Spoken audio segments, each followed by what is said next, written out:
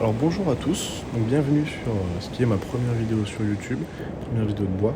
Donc aujourd'hui je vais vous présenter ce qui à mon avis est mon plus beau projet en ébénisterie. Donc c'est une table basse en forme de planche de surf, avec un joli pied. Bonne vidéo. Think about it right now. Everything's okay. No matter where you find yourself, no matter Donc what pour kind of réaliser stuff cette is going table, on j'ai in your utilisé life, plusieurs bois, donc quatre essences différentes que vous allez découvrir dans la vidéo. understand Et la première là qu'on va voir, donc le plateau que je suis en train de chercher, c'est de l'érable ondé. Donc c'est un bois qui est vraiment magnifique, tout blanc avec plein de vaguelettes un peu partout, plein de reflets, c'est trop beau. Et donc pour commencer le projet, bien sûr, on commence par tracer. Donc tracer ce que je vais pouvoir déligner à la scie. Ensuite, bien sûr, on allume l'aspirateur, sinon il y a de la poussière partout et c'est pas cool.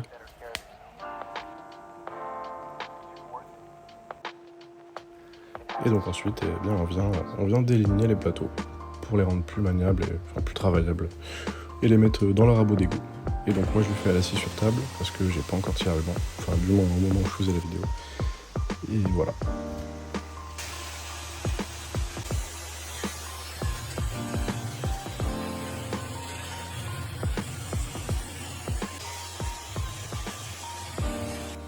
Et donc des fois justement à la scie sur table ça vient un petit peu coincer, le bois il vient pincer la lame, et donc on met des petits coins pour écarter ce qu'on vient de scier pour pas que ça vienne pincer la lame justement. Ce que vous me voyez faire du coup.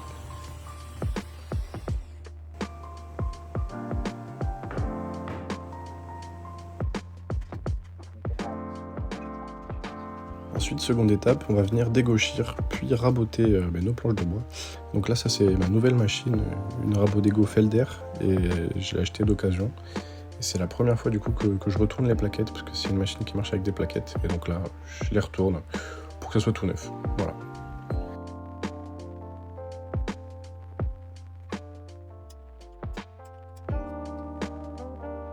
Ensuite, on vient allumer la machine, hein, sinon ça marche pas très bien. Et ensuite, c'est parti pour le dégauchissage. Donc le dégauchissage, pour ceux qui connaissent pas, en gros, c'est qu'on vient rendre une face complètement plate, parce que là, le bois, quand il est brut, il est tout tordu, tout moche, tout plein de traits de scie. Et donc là, cette machine-là, ça va nous permettre de rendre une face complètement plate, et toute propre, toute lisse. Donc voilà, c'est ce qu'on voit là, tout blanc, tout magnifique. Donc on fait plusieurs passes une fois pour que toute la face soit bien plate, parfaitement plate. Donc on fait ça sur tous les plateaux qu'on a délignés bien évidemment. Et ensuite on passe la machine en mode rabotage. Et donc on va se servir de cette face complètement plate pour prendre appui sur la table de rabotage. Et en fait là l'arbre il est plus en dessous du plateau mais il est au-dessus. Et donc il va créer une face qui est complètement parallèle au-dessus de la face qu'on a rendue complètement plate. Donc ça crée deux faces plates et ça nous crée un beau plateau tout beau, tout droit et qu'on peut utiliser et travailler sans problème. Et tout propre, comme vous le voyez là. Et donc du coup c'est une partie qui prend un petit peu de temps quand même, hein, le corroyage on appelle ça quand on dégauchit puis on rabote. Mais franchement j'adore cette partie parce que c'est là où on passe d'un truc tout moche, un plateau tout moche à un plateau tout beau. Et donc là vous voyez un petit peu ce que ça donne de près, donc on voit bien le rouleau qui mange le bois par-dessus, c'est assez sympa.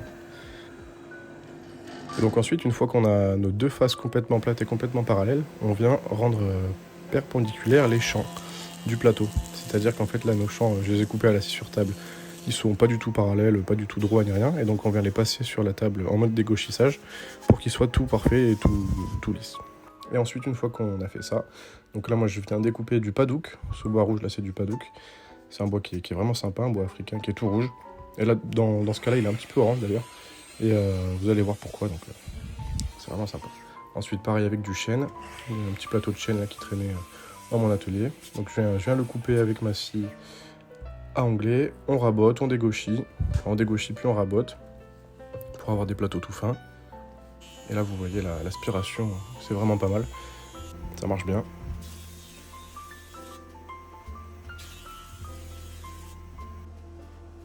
Donc ensuite on vient découper des petites lamelles à la scie sur table, et vous allez voir pourquoi du coup, pour les mettre dans la table, donc pour faire comme ce que je fais en fait avec les planches à découper, sauf que là on le fait en géant, pour faire un petit peu comme les planches de surf justement.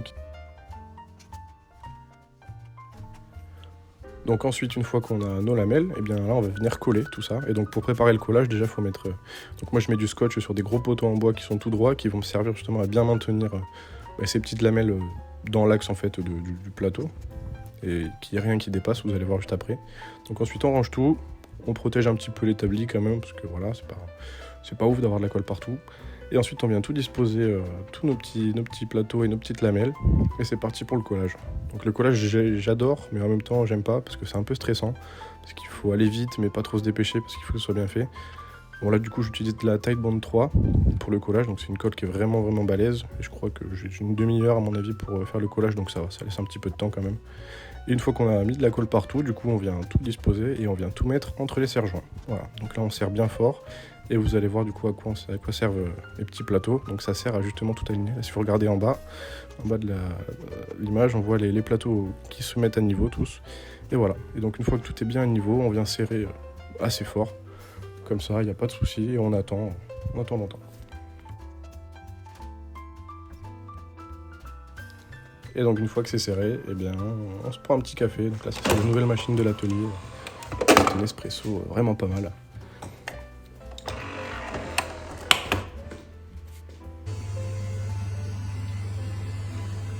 Et puis une fois qu'on a fait couler le café, eh bien, on prend un peu de sucre quand même. Et on regarde sécher. On attend 24 heures debout là devant le collage. Ah non, du coup je rigole, hein, parce qu'il faut quand même faire le pied, donc on remonte le pantalon et on y va. Donc là le pied je vais le faire en wenge, donc c'est un bois africain aussi qui est tout noir, que franchement j'adore, qui va bien contraster avec le plateau. Donc je commence bien sûr par tracer là où je dois couper, donc on change la mine, parce que du noir sur du noir on voit pas, donc on met une mine jaune. Et donc là je vais venir déligner du coup mon plateau, enfin mon plateau, c'est pas un plateau mais ma sorte de poutre. Et ensuite on va passer... on va faire comme tout à l'heure, on va dégauchir pur à beauté. Et après, on peut passer aux choses sérieuses.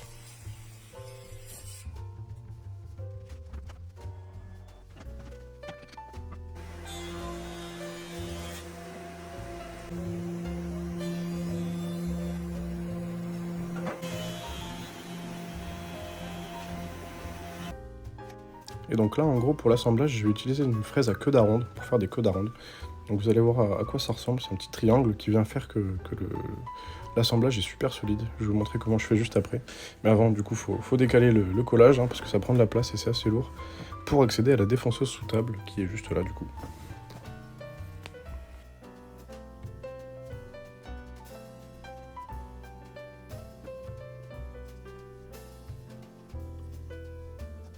Donc on assemble le tout, ensuite on vient changer la fraise, hein, parce que sinon ça marche pas très bien, pour mettre du coup la fraise à queue d'aronde. Et puis une fois que la fraise à queue d'aronde est mise, je vous le montre pas, mais je passe beaucoup de temps à régler la profondeur, justement pour que ça soit bien pile poil, et donc on vient défoncer, en fait on va faire un trou, comme vous voyez, en forme de triangle, et du coup on va faire la même chose après. Donc ça c'est la partie femelle, et la partie mâle ça va être l'inverse en fait. Donc on va créer exactement la même forme, mais les trous seront des deux côtés. Et donc là il faut que ça soit vraiment réglé au millimètre, sinon c'est pas ouf. Donc là je vous l'ai pas montré forcément. Et donc voilà, là pour la partie femelle, la partie mâle, on va créer à l'inverse. Donc on enlève de la matière sur les côtés.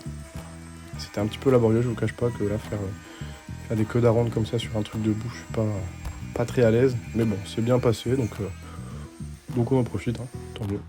Et une fois que c'est bon, on vient coller nos parties ensemble, donc les parties mâles et femelles ensemble. Donc on met toujours la même colle, hein, on tartine, on n'hésite pas.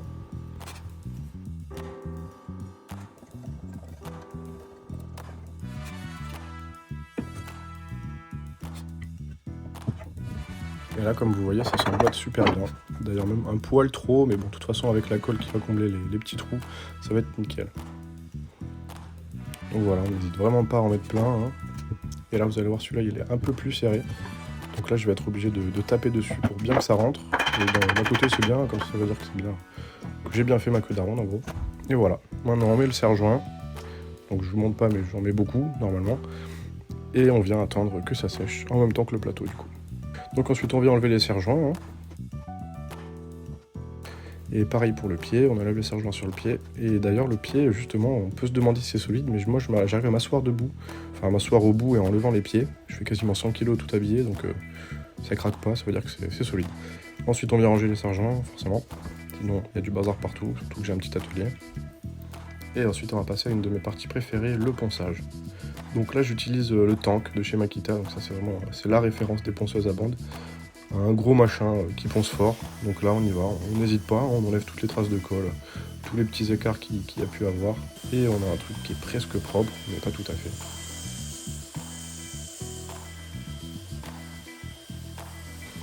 Et donc une fois qu'on a utilisé le Tank bien comme il faut, qu'on a tout aplati, et bien là on vient utiliser ensuite une ponceuse excentrique, vous allez voir juste après. Donc j'utilise moi une Mirka, donc c'est une référence aussi dans les ponceuses excentriques. Les ponceuses rotatives, donc ça fait un ponçage beaucoup plus fin, beaucoup plus propre. Et là on a quelque chose de vraiment clean qui est sympa. Donc là je monte jusqu'au grain 120 il me semble. 120 et ensuite je passerai au grain 180 à la fin pour un petit ponçage de finition pour que ce soit tout propre. Mais bon, on n'a pas encore fini le pied donc voilà. Ensuite ben là comme vous voyez il y a un petit écart. Parce que ma queue d'aronde elle était pas parfaite, hein, c'est un petit peu compliqué à faire. Et donc là du coup je viens mélanger de la pâte à bois blanche et du colorant noir pour combler le trou. Ensuite je ponce par dessus, comme ça il y a un petit peu de sciure de Wenge qui vient se mettre dedans pour encore plus uniformiser la couleur. Et un petit coup de ponçage, et ni vu ni connu, c'est tout propre. Ensuite on va faire pareil avec le gros plateau justement, qui pour l'instant ressemble pas à grand chose. Mais avant le ponçage, là comme vous voyez toutes les petites bulles de colle, donc je viens les gratter avec, ça s'appelle un scraper en anglais, mais en français bon, on va dire un truc qui gratte la colle quoi. Et comme ça facilite un peu le travail de la ponceuse. Et donc ensuite rebelote, hein. On utilise la grosse ponceuse Makita, et ensuite la petite ponceuse Mirka, et on a un truc tout propre.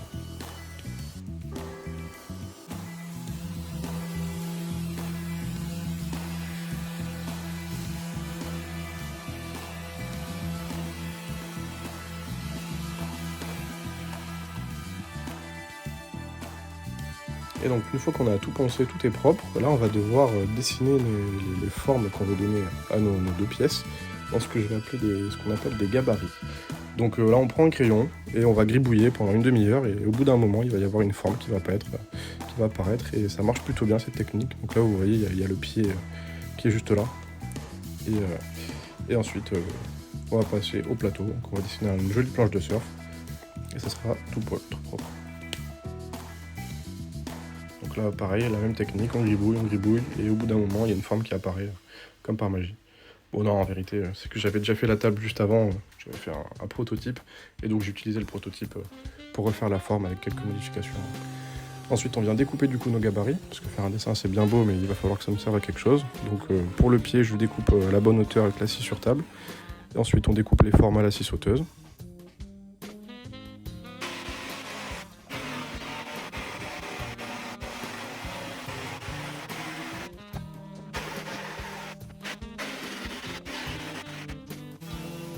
Donc une fois qu'on a nos formes de découper à la scie sauteuse, on vient poncer bien les courbes en fait pour que ça soit tout propre, tout lisse, parce que ces pièces elles vont vraiment nous servir de référence.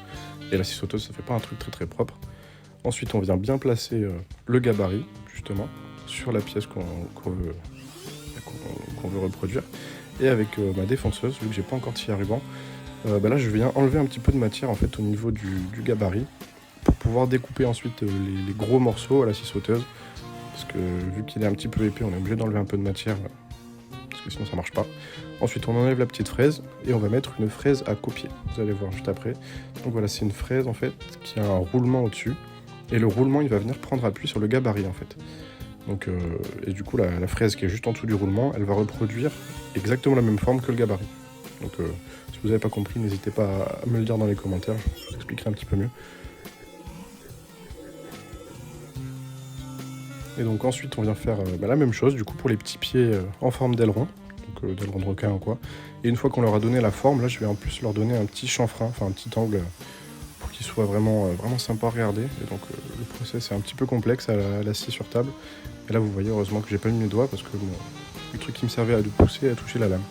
Ensuite on vient faire des assemblages à mi-bois pour assembler les petits pieds en forme d'aileron. Donc on vient découper en fait la moitié de l'épaisseur du pied dans notre gros pied là, pour venir ensuite, vous allez voir, emboîter justement le petit pied Voilà, là on a un trou dans le gros pied, un trou dans l'aileron. Et le petit aileron, on vient l'emboîter directement dans le gros pied. On serre avec un petit peu de colle. Et puis c'est nickel, ça tient parfait. Ensuite, rebelote pour le plateau de la table, la planche de surf en fait. Donc on vient dégrossir tout d'abord avec la défonceuse. Et ensuite, une fois qu'on a dégrossi, on va pouvoir découper à la scie sauteuse, même si c'est un petit peu laborieux. Et il faut le faire normalement à la scie à ruban, mais du coup on vient dégrossir, ça prend un peu de temps. Et une fois qu'on a enlevé toutes les grosses pièces, vous allez voir, c'est la même chose qu'avant. Donc on vient utiliser la bague à copier. Et on vient découper, on vient faire exactement la même forme que le gabarit qui est juste derrière. Là. Donc là, ça c'est un process que j'adore, parce que ça commence vraiment à prendre vraiment forme. On voit toutes les vaguelettes de l'érable. Et par contre, voilà, la défonceuse, le problème c'est que ça en fout vraiment partout. Donc là, après, il faut faire un gros nettoyage de l'atelier. Donc une fois qu'on a fait la première passe, on enlève le gabarit et ensuite on va prendre en fait appui sur la première passe qu'on a fait. Donc le roulement va toucher pas le gabarit mais la passe d'en dessous, enfin la première passe. Et comme ça on peut descendre encore plus bas. Mais du coup vu que ma fraise elle est pas assez grande, il me reste comme vous voyez un petit peu une petite lèvre là juste en dessous. Donc on retourne le plateau et là on utilise une nouvelle fraise qui n'a pas le roulement en haut mais en bas. Et donc elle vient copier ce qu'il y a en dessous d'elle. Et en dessous d'elle il y a exactement la même forme que le gabarit. Et donc une fois qu'on a fait ça, on a un plateau qui est tout propre, tout nickel. Enfin, pas encore tout propre, mais tout nickel, vraiment en planche de surf. Ensuite, on vient du coup arrondir les côtés pour que ça fasse vraiment un aspect surf qui est vraiment sympa. Donc là, on le fait en plusieurs passes, parce que je fais un gros arrondi. Je sais plus exactement combien fait la fraise, mais l'arrondi est assez balèze. Donc on fait plusieurs passes, on le fait des deux côtés, et ensuite on a un truc tout propre. Donc on vient bien poncer à la main, bien sûr, pour les angles, c'est plus sympa. Et là, on a un truc qui est vraiment nickel. Après, on va faire un petit ponçage de finition au 180. Et vous allez voir que ça va être super propre. Mais avant ça, du coup, forcément, on va ranger l'atelier. Parce que là, la défonceuse, ça en a foutu partout. Et encore, je vous montre pas, mais j'avais déjà rangé avant. Par rapport au pied noir, ça avait mis des copeaux noirs un peu partout. Et donc là, c'est les copeaux blancs du plateau. Mais c'est sympa, ce petit accéléré. Ça, c'est rigolo de nous voir travailler comme ça.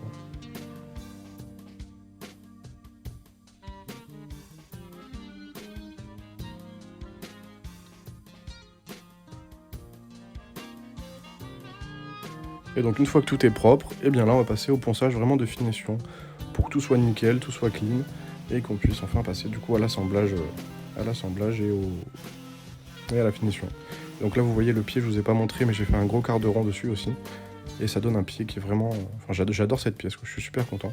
Ensuite bien sûr on vient mettre le petit logo RE donc pour mon nom et mon prénom, enfin mon prénom et mon nom. Donc je viens brûler au fer chaud que j'ai gravé moi-même dans un petit bloc de laiton. Et ça fait un petit truc assez sympa. Ensuite, on vient bien positionner le pied. Il faut qu'il soit bien mis, parce que sinon c'est un petit peu dommage. Et là, pour le fixer, je ne vais pas le visser directement dans le plateau. En fait, je vais mettre des inserts, vous allez voir. Donc on fait un gros trou, et on vient mettre un insert. C'est-à-dire c'est quelque chose en métal dans lequel il va venir se visser et dévisser une vis, en fait, tout simplement. Mais qui ne se vissera pas directement dans le plateau, en fait. Comme ça, on peut enlever le pied et le remettre absolument quand on veut. Et en plus de ça, ça sert encore plus que de simples vis. Donc ensuite, on passe à la finition. Donc pour la finition, normalement, j'utilise de l'huile, j'utilise du Rubio. Et là, j'ai mis du vitrificateur parquet parce qu'en fait, le Rubio, ça a tendance un petit peu à jaunir le bois. Et ce qui est sympa avec l'érable, justement, c'est ce côté tout blanc. Donc j'utilise du vitrificateur parquet mat, aspect bois brut, en fait. Parce que ça protège déjà super bien. Et ça va, vous allez voir à la fin, ça garde vraiment l'aspect blanc. Et donc ensuite pour le pied, j'utilise une nouvelle huile que j'ai découvert, un truc qui vient des Pays-Bas il me semble. Donc c'est Walrus, ça s'appelle. C'est une huile comme ça qu'on applique à la main, qui est vraiment jolie, qui est vraiment sympa, qui sent bon, qui est bonne pour la santé. Donc un petit peu comme le Rubio, mais j'avais envie d'essayer autre chose. Donc j'ai essayé ça et franchement je suis super content du résultat. Donc c'est sympa à appliquer, ça coûte pas très cher, il livre rapidement et voilà. Et ça fait un truc sur le Wenge, c'est vraiment joli je trouve. Le pied en général, je suis super fan. Donc pour le pied, ça fait un petit peu penser à un foil ou une encre de bateau ou un aileron de requin. Enfin, ça fait penser à plein de choses en fait. Et c'est ça qui est chouette avec ce pied justement. Et donc ensuite, voilà ce que ça donne une fois terminé. Je vous laisse profiter des images. Une jolie table en forme de planche de surf avec un pied un petit peu design.